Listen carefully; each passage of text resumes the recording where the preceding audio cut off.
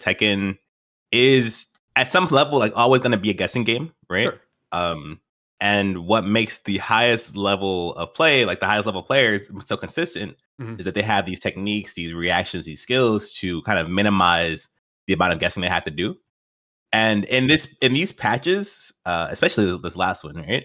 It feels like Namco is basically targeting the things that people like to do to minimize those guessing things, right?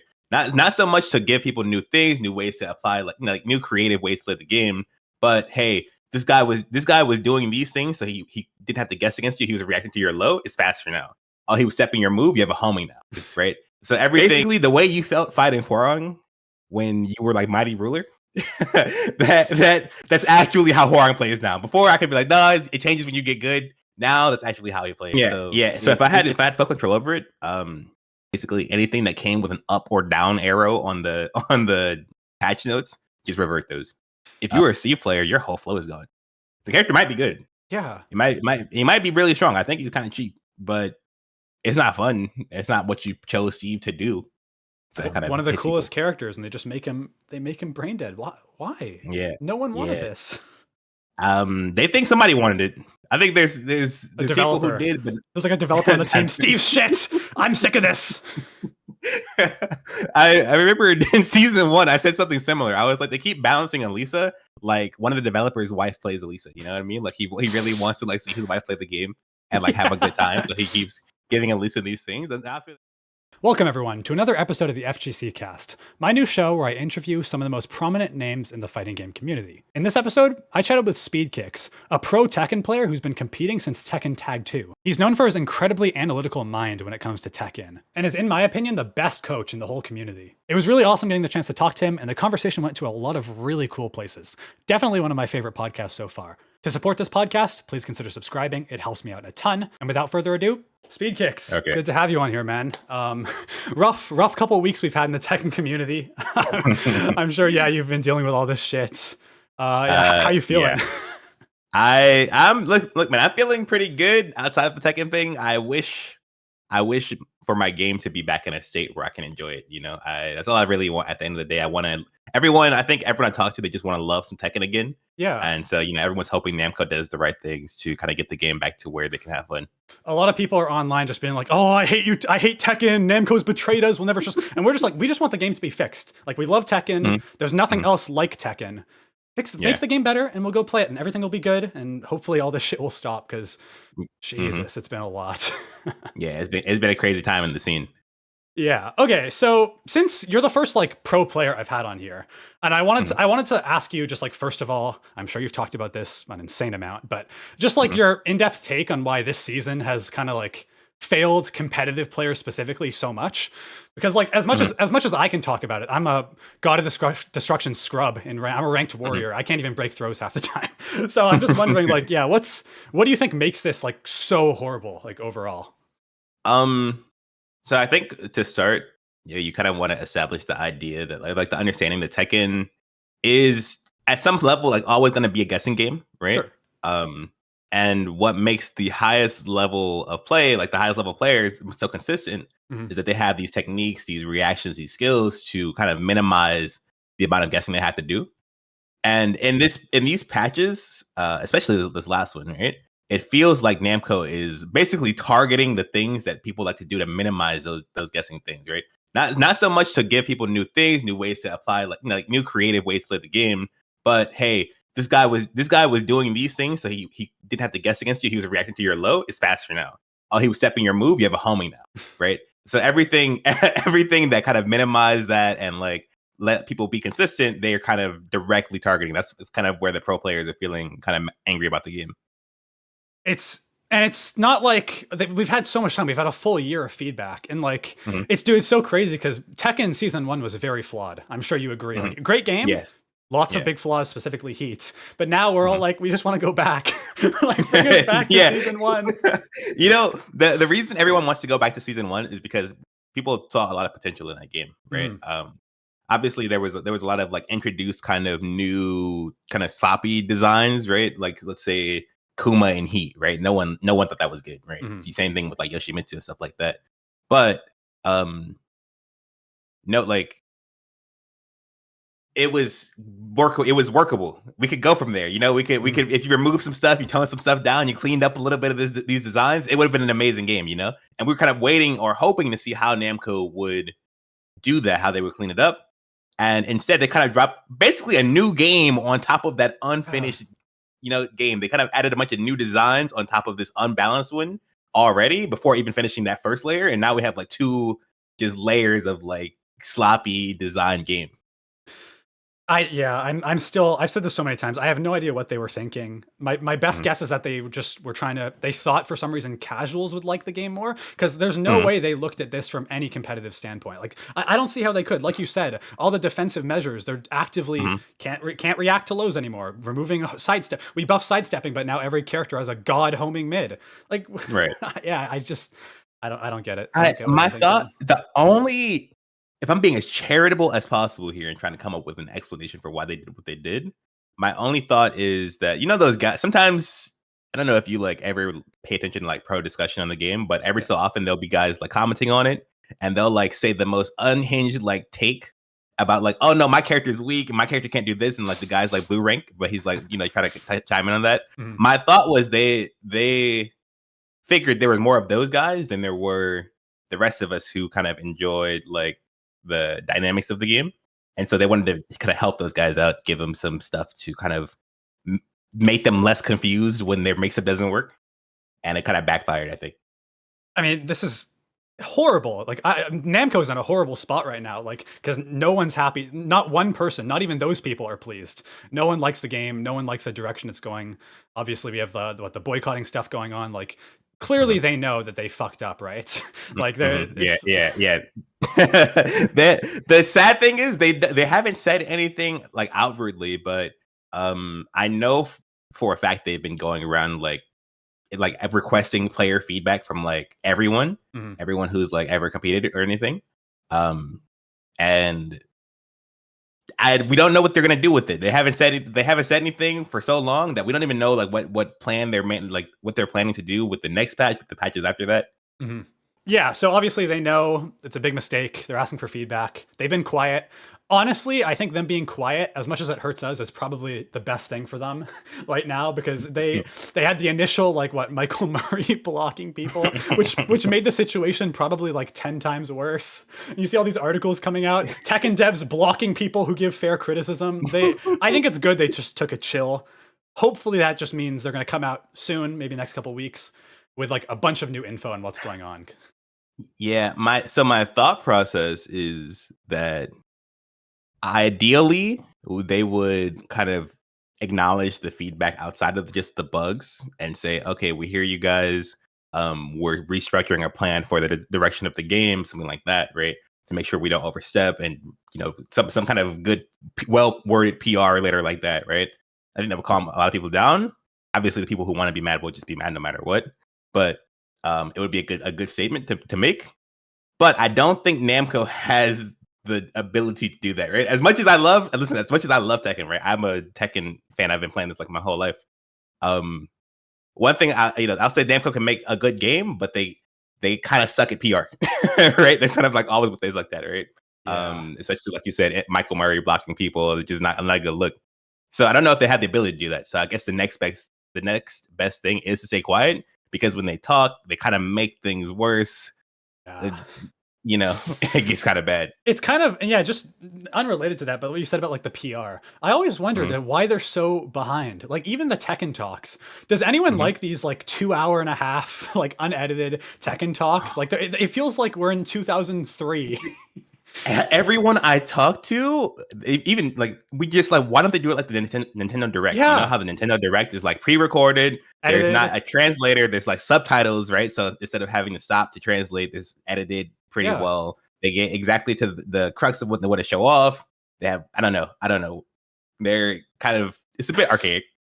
I kind of think it's just for like the advertising, because I swear to God, half of these Tekken talks are just like promoting Nike shoes or promoting like their new merch stuff. I feel like they wouldn't be able to do that as easily in like an edited format. No, yeah, it's crazy though. I'm like, I'm watching it. This is boring as fuck. This could be toned down to be like 30 minutes, and it's like 2 hours and 40. They're very old school when it comes to PR, which not helping them. But I guess just to get back on it, where do you, okay, in like a perfect world, like your ideal solution, what would you do? Right? Would you just revert back to season 1? Like if you could have full control over it? Yeah. So if I had full control over it, when it comes to development, right, there's obviously things they can do to not have to revert the whole patch, right? So you keep Anna in, right, because you kind of have to do that. People want Anna. It was her release date. You keep the sidestep changes, right? I think people love those sidestep changes, right? I think most of the majority of the balance changes, basically anything that came with an up or down arrow on the patch notes, just revert those. Those weren't helping. Those basically weren't helping anybody. No one really appreciated those changes. Casuals wouldn't even care if those things were gone, if those things were undone. Pros would love it if they were. The core community of the game would love it if those were undone. And then you kind of go back to what you had and try to figure out how to balance that, as opposed to kind of throwing new designs on top of an already unfinished, unbalanced game. The more like 1,500 changes. You remember that number? It was just everywhere. Oh my god! Oh my god! It's the worst patch in Tekken history. That number haunts me. Yeah. Okay, and the reason, because think about it. Okay, let's divide that number by 10. Okay, 150 changes. We would call that a sizable patch. We would call that a pretty big patch. Yeah. 10 of those. That was it was like 10 untested, zero feedback patches that they dropped all on us at once. And like 9 of them were bad and 1 of them was okay. That's kind of where we are right now. Yeah, and then, like you said, like 150 would be like, yeah, it's a pretty sizable patch. If they did season 2 and it was just 150 changes and it was all bad, we'd still be mad. So imagine how much worse it is now, 1,500. It's like no one got away scot-free. There's a problem with maybe like 3 characters are fine, but even then, now they're like, they nerfed Lee? Okay, I guess we're fucking with Lee now. Like all the characters who got their buffs, Steve's really good right now from what I've seen. But are Steve players happy? No, they fucking hate it. Yeah, because the design feels awful, right? Like they made all these changes. Like if they had done this incrementally and they did release it like, let's say 10 patches at a time, or I mean like 10 patches, then throughout each patch they would get feedback from the players about this change and then this changes, and then maybe the next patch could be better. Sure. And the next patch could be better. And it could have been 1,500 changes with player feedback that eventually, made it to a game they liked. But instead, they dropped it all at once, and no one's happy with their character. No one like the lead changes are incredibly. The lead changes are the craziest to me, because the intentional changes, the things that were there for him, he seemed like on paper he got buffed. Yeah. Right. But then you play him and now stuff just doesn't work anymore. Like some old stuff doesn't work. Like his 1+2 now whiffs at weird ranges. His combos drop for no reason. So overall, he's gotten nerfed, even though they meant to give him new things to play with. I need them to undo. They need to try again. they need a redo, man. Do you think it's ever like it would benefit from having like a public test server? I've heard some people talk about that, like maybe a couple weeks before patches go through, like a PBE kind of thing. I think that would be the best solution. I'm not sure if, like, again, I don't know if they have the technical know-how for that, but it's funny to even say that. It's like a multi-billion-dollar company. We don't know if they can handle a test server. Yeah. I don't know if the way I currently understand it, the Tekken, although Namco is so huge, I don't think the Tekken team itself gets that many like dedicated resources. So they're working with what they have, while also trying to maintain the facade of being a multi-billion or $1 million like AAA company. So I don't know if they have the technical know-how for that, but it would be probably the best solution, because a lot of the changes that they made before were guided by the arcade players, right? So when they were doing like, Tekken 5.0 to DR, Tekken 6.0 to BR, they released it in the arcade. They got to see basically the most hardcore players, right? The ones who go to the arcades in Asia and grind the game against each other. They get feedback from those players on what should be changed. And then they would while keeping their vision, take that feedback into account for the next version. Right now, they're kind of just releasing blind into the world. and when the world gets a hold of it, we start exposing a bunch of things Namco didn't really pay attention to, didn't really expect. So I think a test server me personally, I'm not a pro anymore, right? I don't play competitively anymore. I would just be on the test server all day. I would just stream it. That would be my game. I don't even care. Like if I'll stream I would stream the beta server and then They should have pay you to games do on there. that. Give you a job. You You know, just test everything. just yeah, like the old washed up pros who don't compete anymore. Just get these guys on the server, all right, and let us grind together. You know, they need like an Avengers like team who just like sit there and you deliver all the feedback, like people who have actually have experience playing the game competitively. That'd be great. Do you know if like in Tekken 8's life, have they consulted like pro players previously? Like, have they done that? Because I have no idea. I think so. Initially, during the development of the game, they had like these kind of beta like builds, and they would take them to events and let people like these are events where like the competitive players are, right, and then they would play on the test build and give feedback, and they took that feedback into account a lot. The game, I think, before that feedback was actually supposed to be much worse. I don't know if you remember, there used to be 2 heat dashes in the game, right? So you would be able to heat dash twice per heat, which is crazy. I remember seeing all combos, that. Yeah, and so what we got before the closed network test was much worse than closed network test, which I thought was still also kind of bad. But then after the closed network test, with all that feedback, the game got even better to a state where I even enjoyed it in season 1, where I did not expect to enjoy it. So yeah, I think every time they consult people, it works out well, but they seem very stubborn or not doing that this time around for some reason. The biggest patch, it's the biggest patch they've ever done, right? Like they must. There's no way. Biggest patch they've ever done, and they don't consult anyone in a game that already was pretty flawed. And people were like, season 2 needs to fix these changes. There's a lot riding on it. That's the time you decide not to? Hello? What are we doing? My thought is, okay, so you've ever talked to like lower level Tekken players, you understand how confusing this game can be, right? Like for good reason. The game has so many like kind of unseen layers to it. And you have to like dive into the game to understand, okay, when you're playing like this is what happens. And you dive even further into a layer in front of that last layer you were on, didn't even make that much sense, right? I think the developers are going through that. I think the newer Tekken team is going through this process of like thinking they know what's going on, but they actually don't know what's going on, and they're kind of like wracking with this idea of, okay, we can't listen too much to the players because we need to keep our vision of the game. But their vision of the game is just so flawed at the moment that they really should contact some people, I think.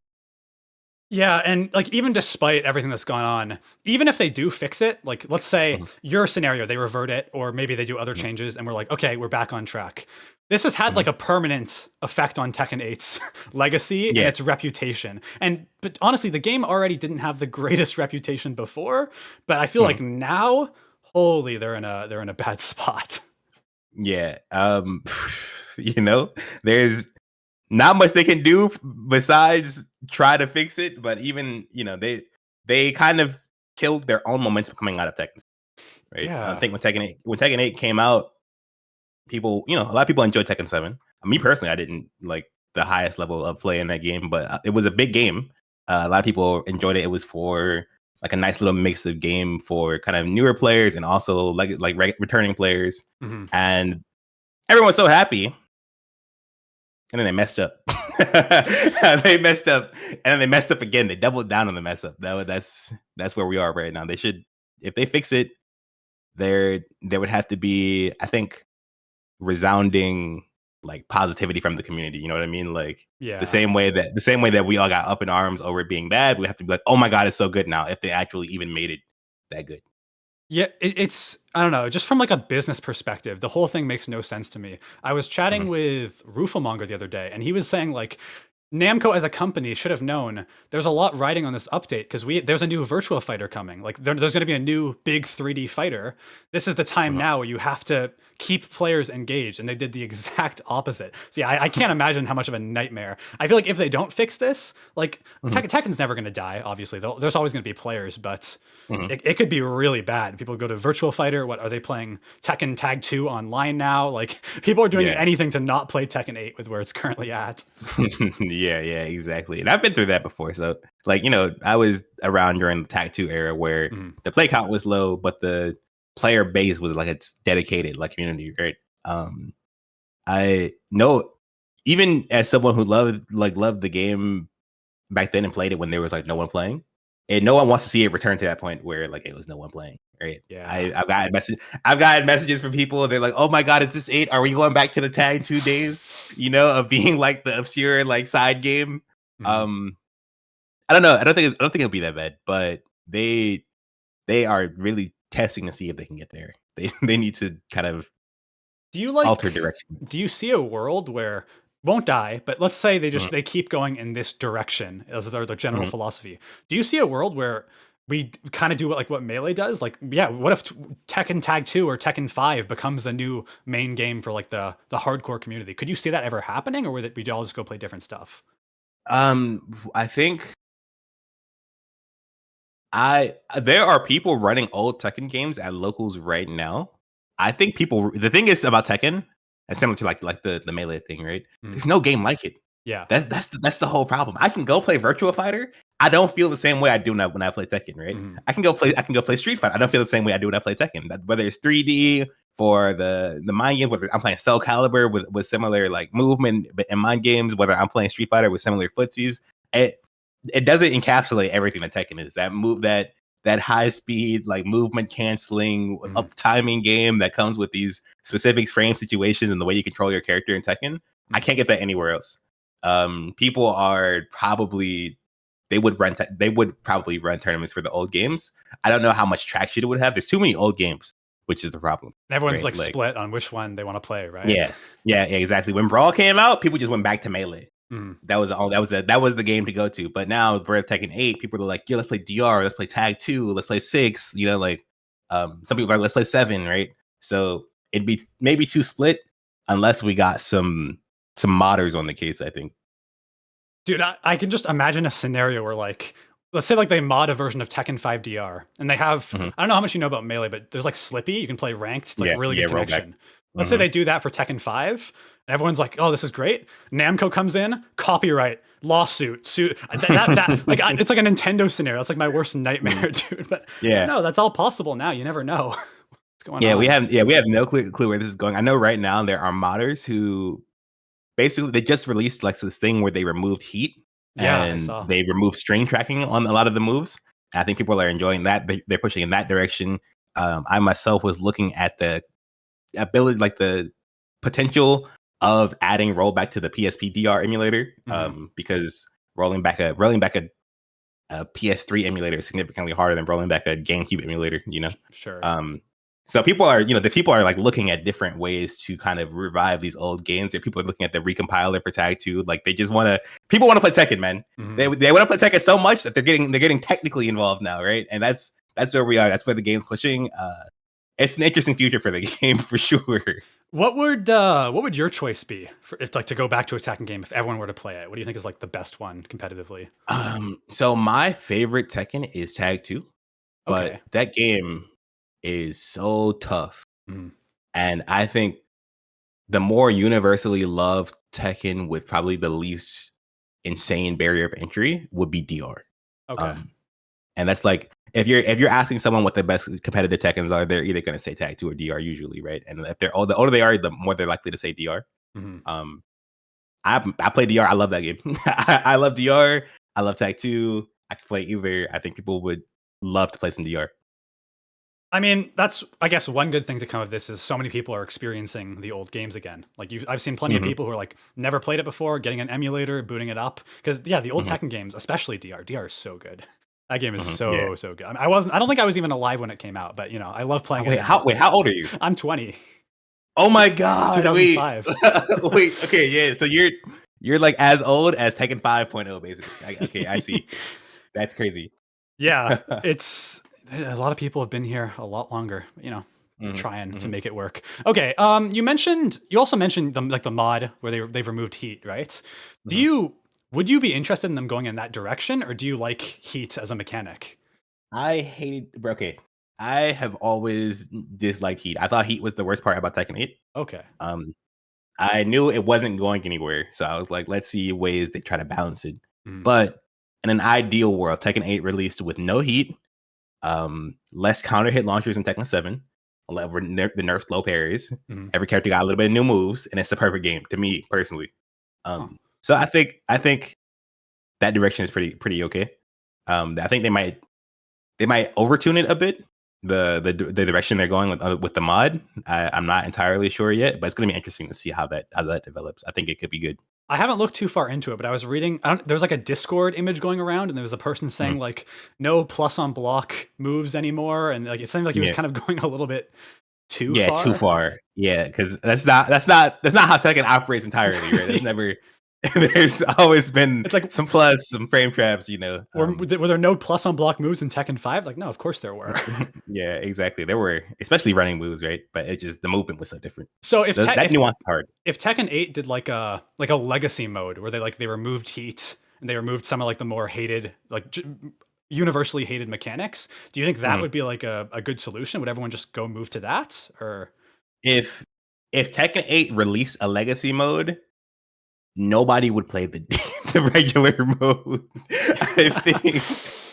I think we are probably at a point where I feel like Namco could do what Nintendo does for Smash Online, where the game obviously has items and has all this random stuff, but then you play like Elite Smash and it's 1v1 no items kind of deal, right? We could have a serious mode in Tekken, 1v1 no heat. That would be great. So no items, no heat. Yeah, that's the new thing.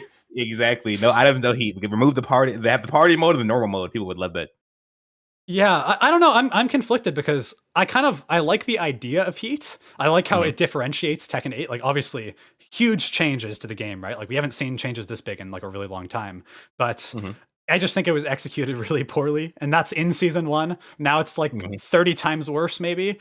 But I don't know. I'm interested in them. Like, I want to see the potential. I see the potential there. Heat could be an awesome mechanic if they balanced it properly. That's kind of where I'm at. Yeah, I'm old. I think. Yeah. Right? To me, I'm old as hell. Okay. I think when I think of like optimal Tekken, I think of like perfect Tekken. My brain is just thinking about the movement, the pokes, the timings, all that stuff, right? So I'm like nothing Heat does can add to this game, but obviously it would add an element for people who do like those types of things. And we were hoping, it could have this in a way where it didn't bother the Tekken too much, right? It didn't like stand in the way of people playing that Tekken game that we love so much. So maybe if there is a world where maybe like, I don't know, Heat, Arslan keeps saying that, maybe you should earn Heat. I think that's a good idea too.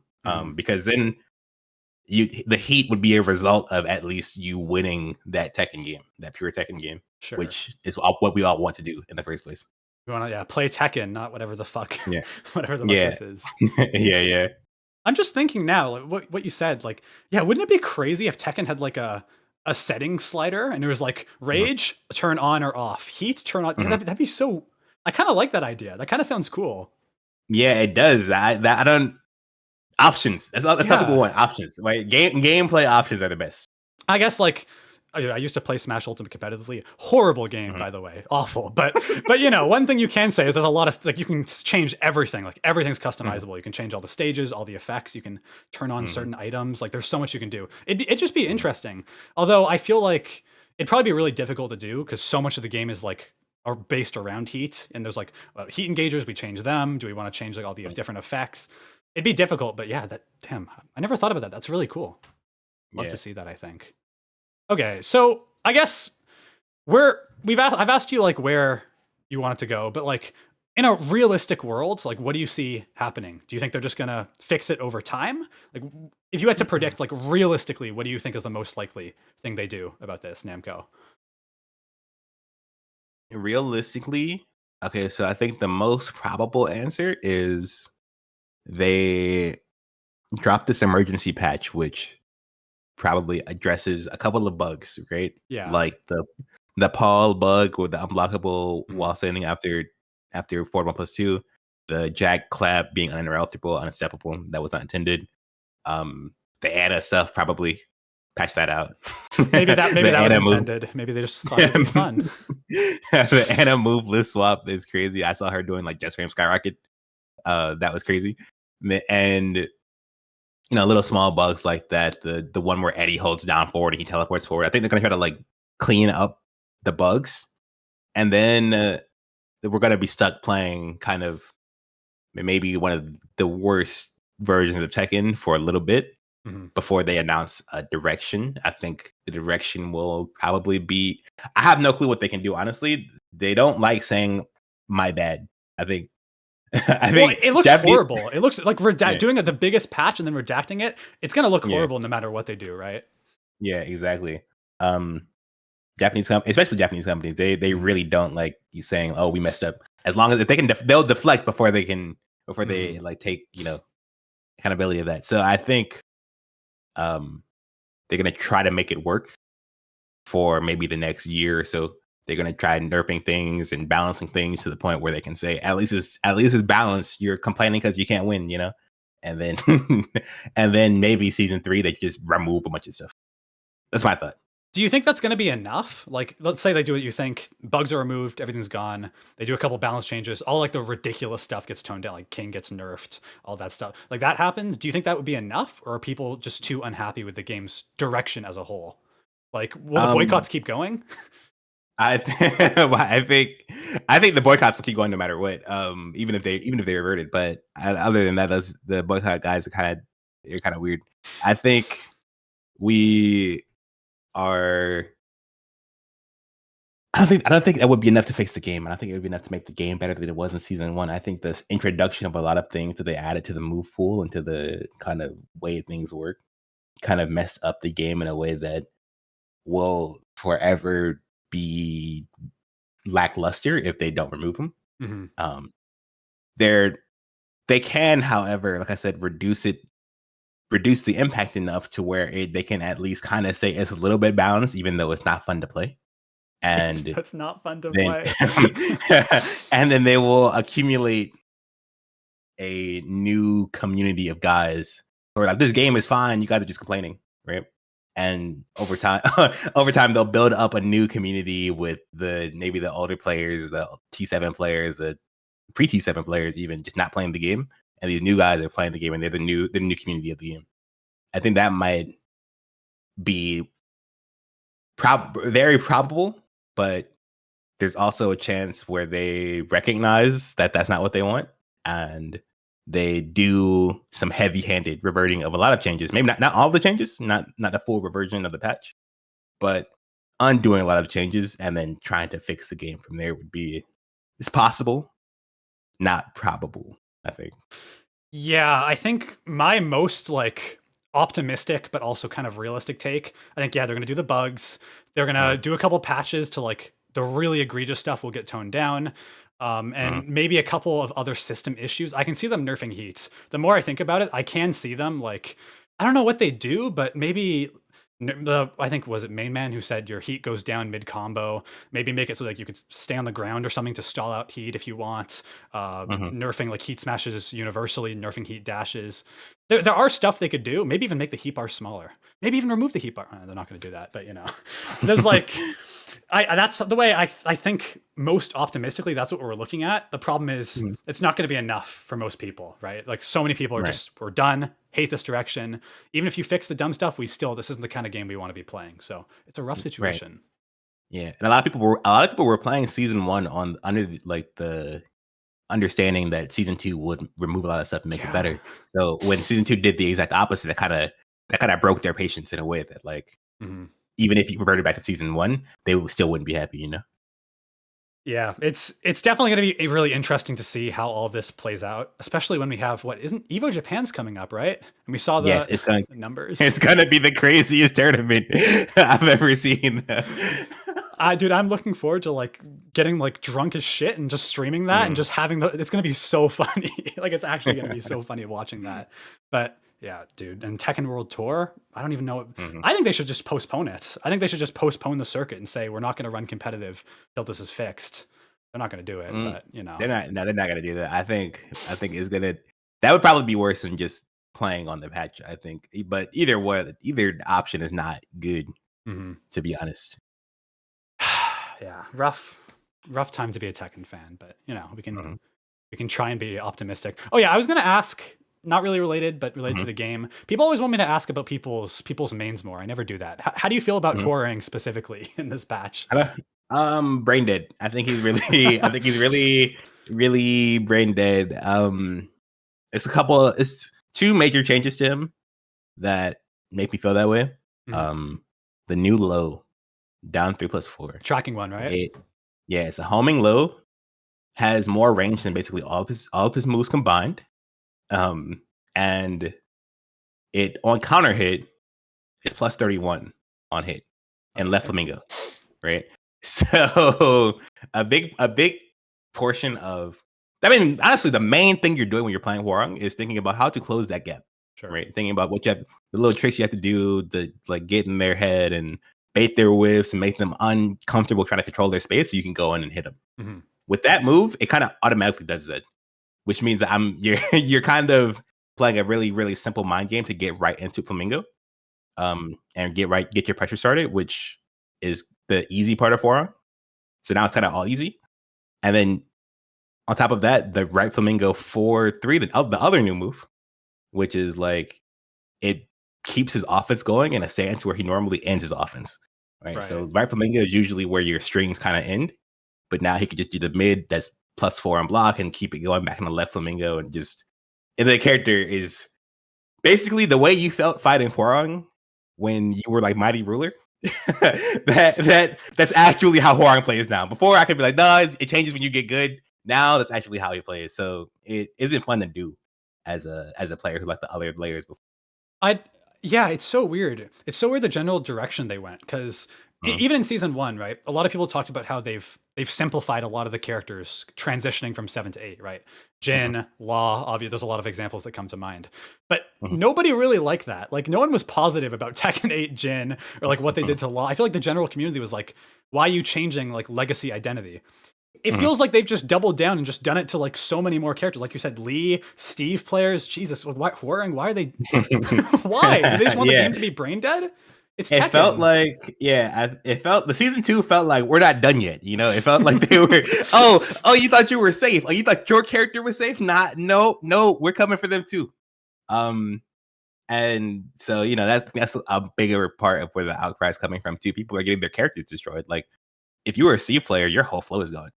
The character might be good. Yeah. He might be really strong. I think he's kind of cheap, but it's not fun. It's not what you chose Steve to do. And now it's the Steve you chose to play is gone. So kind of one of the coolest characters, and they just make him brain dead. Why? Yeah. No one wanted this. They think somebody wanted it. I think there's a developer people who did, but there's like a developer on the team. Steve, shit, I'm sick of this. I remember in season 1, I said something similar. I was like, they keep balancing Elisa. Like, one of the developers' wife plays Elisa. You know what I mean? Like, he really wants to like see his wife play the game and like have a good time. So he keeps giving Elisa these things. And I feel that way about a lot of the characters. You know, they're like, oh, my character can get some too. Like, let me get this Fang Wei mix up. My QCF1 keeps getting blocked up Fang Wei. Let me make that faster. You know, like, I don't know. Yeah, and I think if this happened to like another game, I don't think it would be as bad, mainly just because Tekken is so legacy focused, right? We've been building on these characters for 30 years, like, and so many people are so dedicated. I think people are more dedicated to their mains in Tekken than any other fighting game I've ever played. Like, I think people are more attached to that, to their playstyle. A lot of people identify with their characters, and you're making these huge groundbreaking changes, and you're simplifying things that didn't need to be simplified. Yeah, it's crazy. Why everyone says this game is so brain dead. They're proving themselves. They're proving it right. Yeah. Wait, what did you think about Hwoarang before? Like, were you a fan of him in season 1 compared to 7? I thought he was really fun in that game. He was mostly the same as he was in 7, with a couple of like just new moves and some counter hit stuff changed a little bit. But for the most part, he was the same character, but he was dealing with no magic 4s, right? Like the low parry was different. It was a game where you kind of had to like interact back and forward. So the my games were more present. It was very fun. But now, you know, now he's a Tekken 8 character. He's fully Tekken 8'd. I wonder if someone could like find the old files and like re-release Tekken 8 season 1. I wonder if someone that could happen too. I never even really thought of that. I bet you Namco would strike it down though. They'd kill that shit. Cease and desist. Jesus. So okay, what are your recently? There's been a ton of a ton of negativity, justifiably so. But like, even before season 2 stuff, do you feel like Tekken negativity online got worse with Tekken 8, or do you feel like the community's always been like this? I think the community was always kind of like that. But the people, the who has changed a little bit. Sure. Right. So it's a different part of the audience screaming negatively now than it was before. And these guys, they feel more justified because it's a newer game, I guess. There was something similar before Tekken 7 came out, right? A lot of players didn't like that game. They left. that's all that they did. In over the course of Tekken 7, a lot of the older names that I grew up playing with, they kind of left. And the Tekken 8, I assumed the same thing would happen over time. These guys are sticking around a little bit longer. they're here to kind of project like their anger about the game changing. It's been like a year, and they're still here. That's pretty impressive, to be honest. I suspect they play like Alyssa, and they like, I hate this game, but I love mashing. It's so much easier in this game. And they got to like a high rank for the first time. Like, maybe we'll stay a little bit. We'll still complain on Twitter, but we'll stay. Yeah. But so in like Tag 2 days, same thing. Just like, were people always? Oh yeah. So when I started playing, there was we were in Facebook groups, and there was just old guys in the Facebook group. I just, you know what I mean? They're just old dudes on Facebook complaining about them getting hop kicked at the local or whatever online. That was the big complaint back then. There was like hop kicks, and it's just that there's no risk to doing them, and there's so much reward. And we were like, bro, you can move around them. They were like, nah, this is dumb. You shouldn't be able to do them. And then those old guys, they stopped playing. And then toward the end of the game's lifespan, we had just a bunch of people who love the game. And I think the same thing happened with Tekken 6, because I heard, I talked to someone who quit during Tekken 6. I talked to them too. Like, they didn't like the transition from DR's movement to 6. So there's always a transition period in a Tekken game where the old guys who like how the last game played don't like how the new game plays, and they have to like let out their negativity before they leave. Yeah, I've never seen it like this. Like, I started in like early Tekken 7, so I missed a lot. But it was always bad. I feel like season 2 specifically, though, but the death threats, the FDX getting threatened at a venue, it's just it's unreal. It's unreal.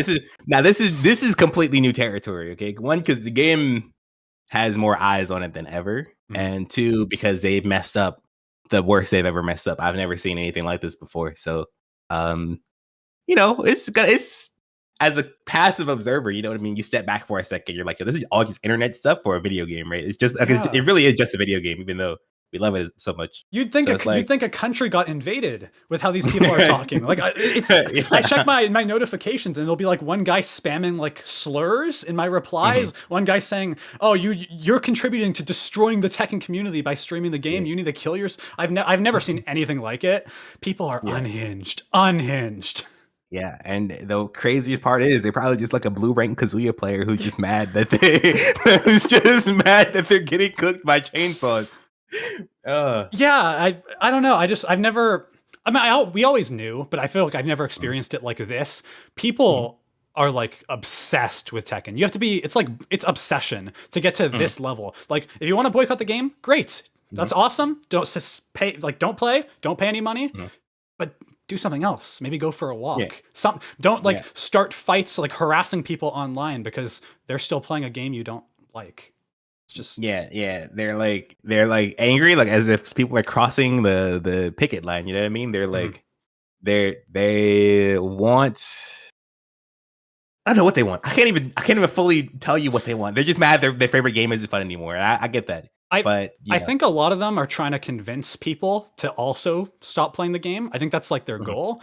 Like, if you're boycotting the game, great. If you want to like try and like chat with other people about why they maybe should like persuade them, honestly, go for it. But when you're like attacking people who don't want to boycott the game, and I know, not to say everyone's doing this. It's a vocal minority, right? Like most of the Tekken community, I don't think is like genuinely unhinged, attacking people who don't want to boycott the game. But a lot of people are, and like, it doesn't help your case. And this, I guess, to people who are boycotting, like supporting these people who are harassing people, calling people shills who don't want to play. This is not helping. You're making people be like, first of all, you're making people nope away from the Tekken community. And we in the tech, we need growth. Even bad times, we always want to get more people in the scene. You're turning everyone away because they're thinking, first of all, not only is the game a dumpster fire, but the community is fucking heinous. Like unreal. Like you're not helping at all. You're not helping your cause. You're not helping the scene as a whole. Just chill. Boycott the game, but chill.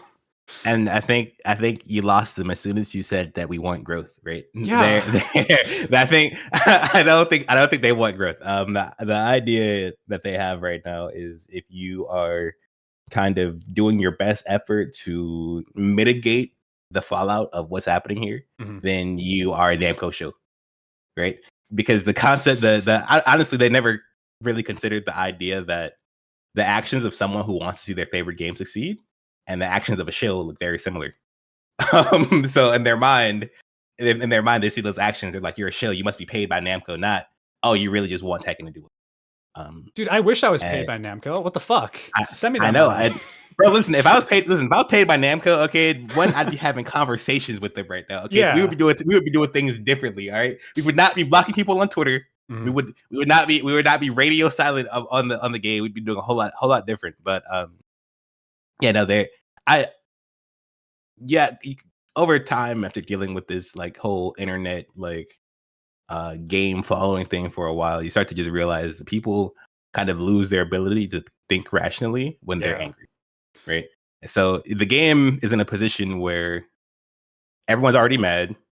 The reviews are in the bin. The developers are clearly aware of the problem, right? Developers are working on something. We don't know what it is, and we're kind of annoyed we don't know what it is, but they're working on something. The act of trying to dissuade people away from the game and the community can only serve to create further damage. It doesn't help anything. Yeah. Maybe it would have helped. Honestly, it could have helped like 6 months ago, right? When Namco was making these changes and they didn't know how serious it was or something like that. Lighting a fire at that point in time would have been really good. Now there's already like several fires. Yeah. You're just lighting one because you're mad. that's all it really is. We just want to boycott. We just want to get people riled up and off of the game, not because it'll solve anything, but because we're angry. And I understand that. I understand being angry. The developers are not great at the moment, right? Like what they're doing with the game, the way they're responding to feedback, the way they're dealing with the PR. I can understand being mad, but at the end of the day, if you really do want like the game to be in a good spot, you probably don't want to turn people away from the community and the game at this point in time. Yeah, and it's like what you said. It should be just normal to want the best for a game you love. Like we're here being like we want this game to succeed. I'm not sure if I think some of these people don't. I think they're just like, I'm angry. Namco lost their chance. Let's burn it all to the ground. I feel like that's a mentality that a lot of these crazy people. Not everyone. A lot of these crazy people, though, the rare examples, they just don't. They just don't want the game.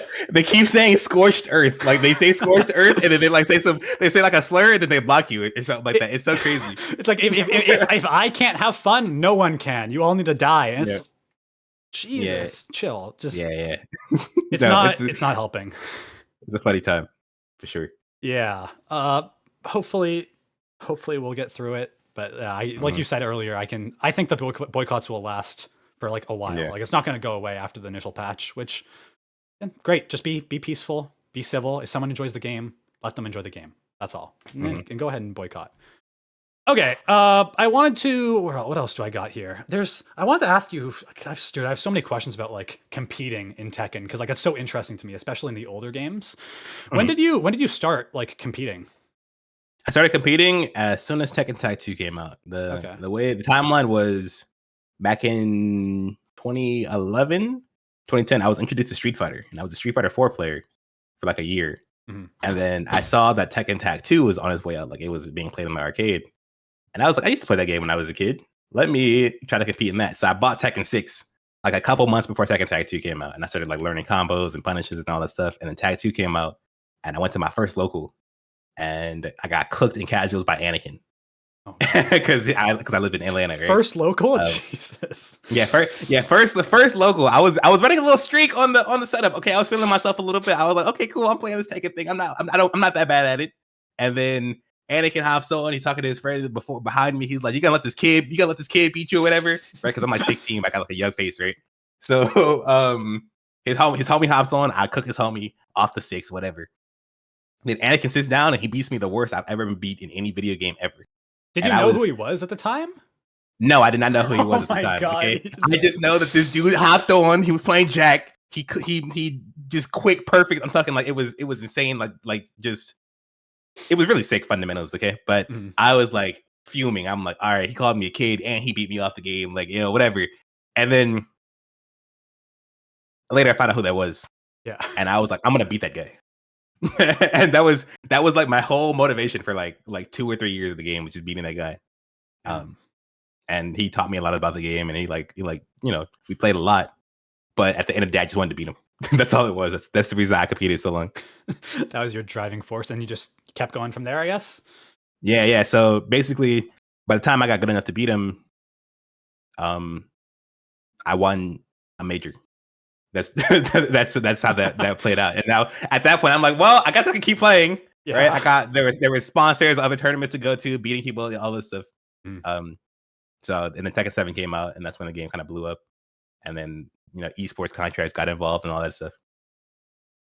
I guess during like when you were like most into comp play, what was like? I'm so curious. What was your like practice? Like, how often did you practice a day? Like, what did the practice consist of? How did you handle that? I'm curious. Oh man. So let's see. Learning Tekken Tag 2 was interesting. Like late, kind of toward the tail end of the lifespan is when I was going the hardest in that game because I was like finishing school. Just couldn't Tekken on my mind all the time, right? Like I'm going to sleep. I'm thinking about the game, waking up. I've got like the Green Arcade stream with the top Korean death matches on all the time. Anytime I could play the game, between like after school, I was on it. I was doing like other stuff like outside of Tekken, like coding. I had the Tekken streams on the side. I kind of always had Tekken on. Okay. So it's kind of hard to like put hours to it. Tekken 7 when I'm like professional esports, all that stuff. I'm playing like 8 hours a day. Most of it being trying to adapt to the new game. So labbing all these new characters and these new situations to be ready for it, because at that point in time, it was kind of really hard to find good practice outside of going to go play Anakin. So to get prepared for the other matchups and the other ways people would play the game, I had to like do that myself. So playing the characters myself, like labbing defensive reactions against their strings and all that stuff to kind of keep myself sharp against all this stuff. Hours, like 8 hours a day at least. Like it was like a job.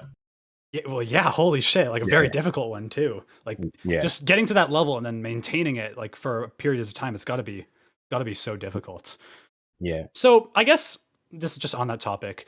When I like tell people how to improve, because like I'm very interested in like how to improve at stuff. I know you are too. Like it's an interesting process how to get good at stuff.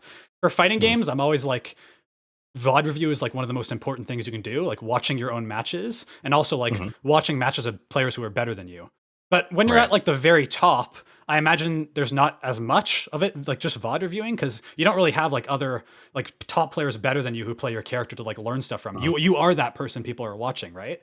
Like were VOD reviews like a big part of it still, like just watching your own gameplay all the time, or was it more labbing? Watching your own gameplay, watching not just the people who play your character, but the other competition, basically, right? Yeah. Because even the game isn't kind of like this linear power level thing where if I have a higher power level than that guy, then I win, right? Sure. There's different playstyles, different approaches to the game. So you kind of always want to stay up to date on like current meta, right? And the meta is going to be how these different people are playing. You want to have in your head, how is Nee going to play when I play him? You want to have in your head, how is JDCR going to play when I play him? You want to have in your head, how this guy from this region, I don't even know who he is, but players from this region play a certain way. How, what should I expect from these guys? You always want to kind of keep up to date on your understanding of like the competition. So it was still a lot of watching. Watching and kind of understanding how people played, people approached, and then honestly, you can still learn a lot from people lower level than you, right? Like some of the best tech comes from blue ranks. Okay, I was talking to Joey Fury about this. Okay, sometimes blue ranks got the sauce because they're not thinking with the same like biases and limitations we are. So they'll sometimes do things. They'll do a lot of crazy stuff that isn't like the best, but sometimes they'll do something that was actually sick and you didn't think of it. and you look at it and you're like, wait, I can do a lot with that. So you always want to be aware of things from players like worse than you, players different from you. So a whole lot of bot reviewing, and then obviously watching your own matches and kind of tweaking your own style of play. It's harder when you get better, because when you first start up the game, you just look at a really good player and you think, okay, how does he play the game? Why am I different? Right? What do I do different from him that's wrong? And you start adding to your gameplay. You get to a certain level, now copying people won't just work, right? Now you're at a level where you have to critically like analyze, like, okay, what direction do I want to take my gameplay in? And then you VOD review with that like hypothetical direction in your head and go, okay, well, why didn't I play like that? And that's where your mistakes are.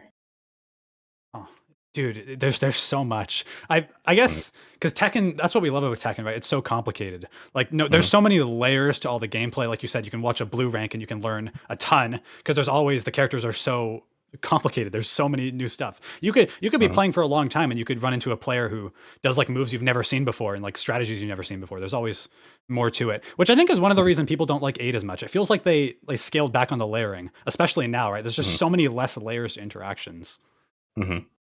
But yeah, dude, it's competing in Tekken is like, I don't know how you do it. Like, pro players are actually, they're not even human, they're gods. I don't know how you do it in Tekken. Right now, I'm telling you, we're human. That's the cool part. That's what makes it sick. What makes it sick is there's a human path to doing it, right? We can, if you look at what a pro is doing, you can copy it, right? You can do that too, right? I think that's to me the coolest part anyway. Yeah. Because I looked at those guys and I was like, what are they doing to do that? That looks so fun. And I wanted to try it myself. It's like I was watching, I think it was one of Knee's Evo runs, and I'm watching it and I'm like, holy, he's so good. And then he switches to another character and I'm like, okay. And then he switches to another character. Like, you pick the hardest game with the hardest characters, and then some of these guys will play like 5 or 6 characters in a tournament run. What the fuck? Yes. Knee and Atif, they're like Mr. Tekken. You know what I mean? They are Tekken. They just pick a character. They like kind of breathe like life into that character. It's so sick to watch. Yeah, I can't. My small brain can't comprehend all the stuff that goes on. I guess, what do you think are like the biggest differences in Tekken, like as a whole, between like high level play and top level play? Like, what do you think separates those two? Like, what's the barrier to that? Is it like a bunch of smaller things, or like there's some bigger things, or it's a huge combination of smaller things. It's okay. It's being ready for the small things in basically every situation, right? So there's when like the difference between someone playing really well and someone playing consistent enough to be like a pro is that someone playing really well will do something that makes sense. Get countered by the counter to that thing, and go, okay, you know what? I should look out for that next time, right? The pro player is ready for that potential counter already, so he understands what makes sense. He also understands what could kill him here, and not only does he understand it, he's ready for it. So you play your counters to what he's shown you, and he's already playing the counter to that counter, right? He's already a step ahead, and that comes from either people like kind of me who think a lot about the game. Or it comes from people like Arslan, who will they play so much that there's nothing they haven't seen. Right? He grinds the game more. He has some of the best work ethic in the game.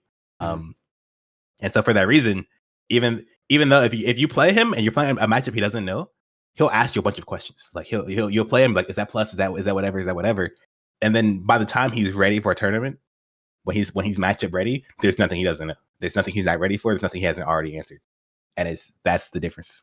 That it's just, there's, you know how in like chess people will say like, oh, I remember that game from like 1952. Like they study all the individual games. Honestly, Tekken's kind of like that though. Like knowing every individual interaction. Oh, I remember seeing that interaction one time 3 years ago. It's like you have to have so much knowledge in your brain. It's unreal. Yeah, it's fun too, because the more you do it, the better you get at adjusting to it. Right. So it sounds crazy at first, but then now, like I'm at a point where they can change a string, and someone can say, "Okay, you can set that move on block now," and I'm like, "Okay, cool," and I won't see it again for like 20 games, and then when I block it, I'm ready to sidestep it because I've been doing that in so many different situations before, and it's just that feels so good. This game, I love. That's why, like I said, definitely feels like Tekken. Definitely feels like that. That right there is that's the good stuff. There's nothing like Tekken. Like there really isn't. You can't find anything like that in fighting games. And it's a shame because like you said, these people, there's so much that goes into it, but fighting games are still kind of niche. So I feel like first of all, they don't get like the global recognition. It's not like League of Legends or like Dota or whatever.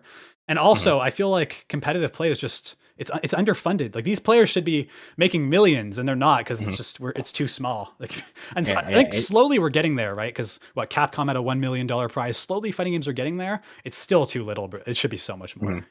Yeah, that's why I think that's basically everyone loves Arslan, right? And part of it is because when he succeeded, the whole country of Pakistan was behind him, right? Like that was so cool to see. He was like on billboards, like there's people who don't even pay attention to video games that were like cheering for him, like stuff like that. Even if I'm not from Pakistan and they're cheering against me, you know what I mean? I think still just seeing like a player who can rally that much passion behind the game was really good for the game, and that's kind of why that Arslan documentary was so good. Like I think the Score Esports did a documentary on him or something. That's why that stuff is so good because we do want Tekken to be bigger overall. We need like storylines. Storylines are so important for fighting games. Yeah, that's why Arslan thing was so huge. That's why I was so interested in the NA versus EU. I wanted that to be like the next arc for Tekken, like just massive rivalry. It's interesting. It gets spectators watching. It's fun. Most people don't take it too seriously besides the Twitter people who are unhinged, but most people are okay, Yeah. I want to bring that. Yeah. We need to organize that. Someone needs to do that. That'd be cool. Yeah, the NA versus EU thing, that was going to happen before. I don't know if it's going to happen now. A big part of that was Spag, and I'm not sure how Spag is feeling about organizing things at the moment. Understandably so. Jesus, yeah. Poor guy. I feel bad for him. He's gotten so much fucking hate. Yeah, and he dedicates so much to the game. That guy is like legitimately one of the reasons that a lot of the cool things for Tekken happens. But a lot of it is behind the scenes work. Did he do the Pakistan versus Korea? Was that him as well? He was a big part of it. I don't know if he's like the sole thing, but like sole driving force behind it, but he definitely helped organize it a lot. Red Bull Golden Letters, which is also really dope. The previous NA versus EU, that was a big part of. He was like kind of the main guy behind that. Yeah. So he does a whole ton for the community. It's pretty cool to see because we got into this community around the same time. So back when he was a stream monster, I was a stream monster. Like we would see each other in like stream chats and talk some trash about EU and NA. And then I started playing. I grew as a player. He grew as like a commentator, organizer guy. It's pretty cool to see. Yeah, I hope he's doing well. Okay, I have one more question. Actually, I wrote this down while you were talking earlier because you mentioned not being the biggest fan of Tekken 7. It kind of seems like now everyone's like, the phase where like they missed the old game, but then they shat on it the whole time. I guess what were your problems with Tekken 7? Like, why didn't you like that game as much? So to me, a big part of what made Tekken cool was piloting these complex characters and maintaining our awareness of all these mechanics and stuff while playing a super interactive mind game with the other guy. In Tekken 7, the risk reward changes on a lot of things, and the nerfs and side steps made it so the game was a lot less interactive. Now, I think people hear interactive and they think like aggressive, but it's not so much about the aggression, but the mental game happening between the two players as these things are happening, right? Because you can make a game really aggressive and it's still not interactive. I think Tekken 8 right now, right? Where we're just doing a bunch of uninterruptible putts on block moves. There's a video I even made a long time ago uploading or like kind of highlighting what I didn't like about the game. And I pointed a clip of Arslan versus Nii where he just kept doing down forward 1 in these phases. He's playing Kazumi versus Kazuya. And it was just like down forward 1, down forward 1, down forward 1. And the way the game works, Nii wasn't attacking, but he wasn't losing too much for that, right? By letting this guy in his face do this. Yeah. And as on the other side, Arslan is not losing too much for just doing the down forward 1s over and over. Doing the low attack, trying to impose any kind of mind game there would be riskier than just keep doing the safe mid, right? The low parry would kill him, stuff like that. And on the other side, like, Knee doesn't want to press because counter hit Magic 4.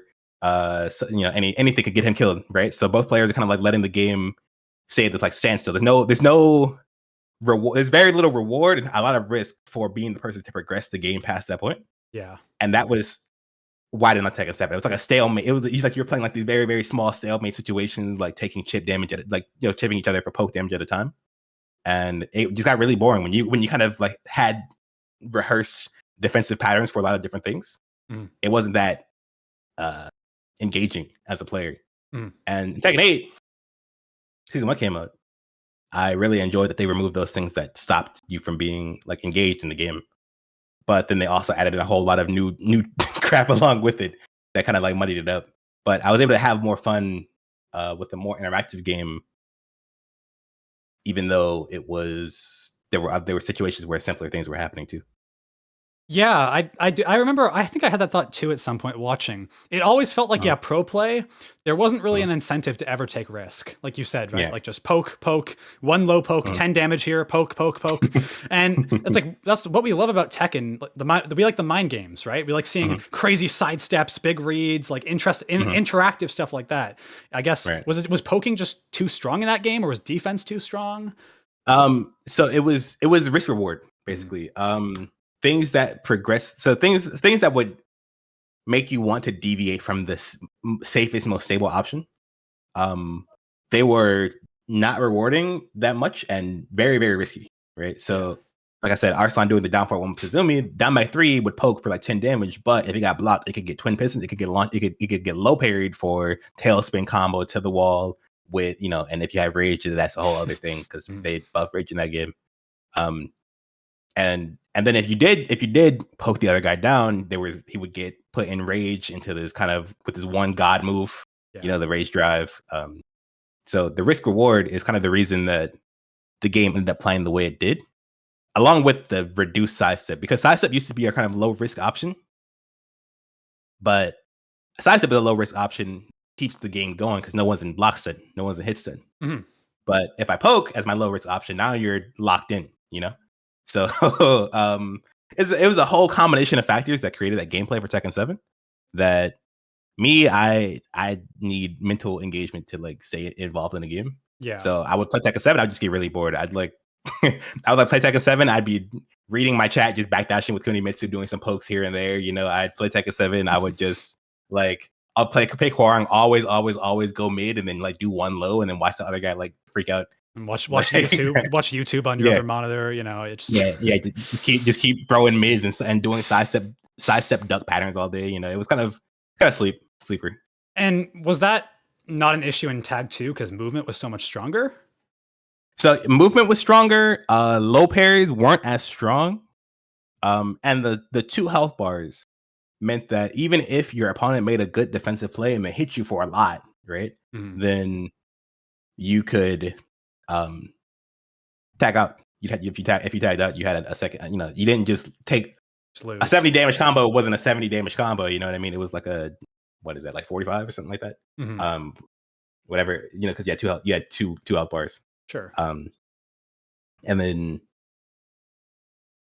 the movement being stronger meant that you, as the attacker, also could kind of play with the sidestep mind game, right? So even if the other guy's defending and he's like trying to catch you with a counter hit move, it's so much easier to get around it, which means it's easier to bait, which means instead of just getting a small punish or block and punish, you get a launcher because the guy tried to retaliate more easily. You know what I mean? So it's just Tekken is so complicated that it was a combination of these very, very small differences that made the gameplay like that. I guess on the topic of Tag 2 then, because a lot of people, it kind of seems like people like it now. A lot of people hated it then. A lot of people still, when I chat with Main Man, he's like, that's the worst Tekken game ever. What are the biggest issues of that game then? Like, was it just the damage is too high? Everything, I don't know, the characters? I know the characters were annoying. I think the game, double the game was not fun if you weren't like playing it properly. So our big struggle was like you're basically getting skill checked to have fun, right? Okay. It's very, very engaging if you can keep up with all that stuff. But if you can't, then you're just gonna catch a stray launcher into a like huge tag assault combo into a like you're not gonna tag help manage your health bars correctly, right? So that combo is just gonna hurt for how much it hurts. You might get clipped by some things, and then you have to be able to move correctly to not get clipped out of your backdash if you don't have sidestep. You know what I mean? So I think the game suffered as a spectator game because a big part of what made it engaging was knowing all the things that the other guys were mitigating, right? Knowing what he's sidestepping around, even though the move didn't come out, knowing what the threats were that they were dancing around were as part of spectating. And then 2, wasn't that fun at the mid level, I think, because you're, again, like I said, you're just getting caught by all this stuff. You're not really catching the mind games and stuff like that. So it had a huge, like, that game was on, like, it was really just for the top level. And that's not a good way to make a game, I think, for people. Tekken 7 succeeded because it maintained some of the identity of the game while making it more accessible for mid-level players. And now if you could reach a certain level of skill, which wasn't that hard to reach, you could have fun with the game. And I think that's what 7 did pretty well. And yeah, that's probably the biggest reason Tag didn't succeed, right? It was just too complex, too much for the average person, right? Yeah, it was a lot.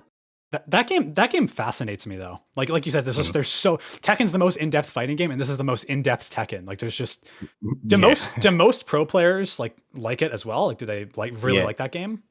Yeah, that if a lot of times if you talk to like some guys been playing this like Tekken 6 or something, right? They'll tell you like the tag 2 is like that's the Tekken. Like I said, and it's kind of split if you go back further, because then old guys bring in DR. The old guys bring in DR, right? So if you ask people what their favorite game was to play, you'll normally hear either tag 2 or DR. That game has so much potential now. I'm surprised there isn't more like retrospective content on it just because of how deep it was. Maybe we'll start to see some more of that. No, I kind of want to make a tag 2 video soon. Maybe I will at some point. But I mean, it's been cool getting to play it again because everyone's playing. Just try it out online. I never got to play it online because I'm pretty sure by the time I got into Tekken, the online was already like dead for that game. But tag 2 is cool. It's a shame. Do you think they would ever like do like a re-release, like a Tekken collection, and re-release them? I know that. Like I said, the game was really only for the top level players. I think it sold badly for a reason, right? Like from a business perspective, it wouldn't be a good idea to re-release Tag 2, even though we personally would love it. What about like a Tekken 5 rollback edition on Steam? Now that would be good. That they would sell a lot of that, but I think they want to sell more of the Tekken 8 stuff where they can make you buy DLC and Battle Pass stuff. Again, that might just become the new competitive game if they did that. Tekken 5 official rollback edition. Holy shit! Yeah, it would revive the game for sure. I don't know. It's very weird that they haven't. I mean, obviously that's an extreme, right? Because that would be directly competing with their current product. But it's weird they haven't done like a 1 to 3 collection, like 4, 5, 6 collection, even just like for offline. It's weird they haven't done those older games. Have they ever re-released anything? Because have they not done those? They did a Tekken Tag 1 HD edition, and that was back when Tekken Tag 2 came out. They had like a Tekken like was that PS3? PS3. It was like 2012. Okay. So they released like Tag 2, like a Tag 2 little demo, Tag 1 HD collection, and I think the movie. That's when that movie came out. What was it with the Shin Kamiya guy or whatever? It was like the 3-in-1 pack, right? I know what you mean. Yeah, I've seen it. Yeah, it was one of those. But I heard it didn't play well.